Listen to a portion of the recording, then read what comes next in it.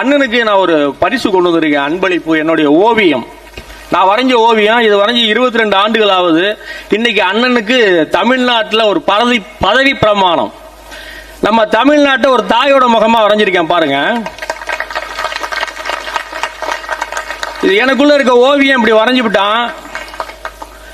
அப்புறம் அதை பார்த்துட்டு கவிஞன் என்ன பண்றான்னா, அங்க உள்ள மாவட்டங்கள் எல்லாம் உருவகப்படுத்துறான்.